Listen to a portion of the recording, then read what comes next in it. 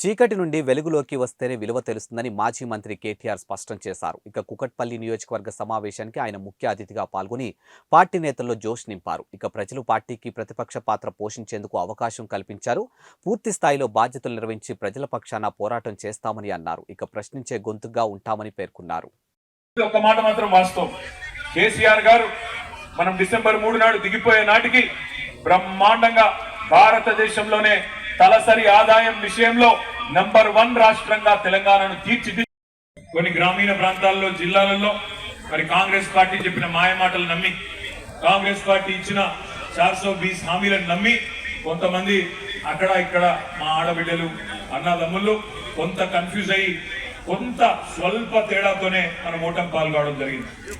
కాంగ్రెస్ పార్టీకి 38.85% ఓట్లు వస్తే మనకు 37% ఓట్లు వచ్చినాయి. అంటే 1.85% తేడాతో మాత్రమే మనం ఓటమి పాలైనాం. సరే, మనకు 39 సీట్లు వచ్చినాయి, వాళ్ళకు 64 సీట్లు వచ్చినాయి. ప్రజాస్వామ్యం కాబట్టి సహజంగానే వాళ్ళ అధికారంలోకి వచ్చినారు, మనం ప్రతిపక్షంలో ఉన్నాం. బాధ లేదు, ఎందుకంటే నిరాశ ఉంది కానీ బాధ లేదు. బాధ ఎందుకు లేదు అంటే ప్రజలు మనకు 2 టర్మ్లో మీరు పని చేయండి అని ఆశీర్వదించినారు, వాళ్ళు ఇచ్చిన ఆశీర్వాదం మేరకు పనిచేసినాం. ఈసారి సరే కారణం ఏమైనప్పటికీ మీరు ప్రతిపక్షంగా ఉండండి అని చెప్పినారు.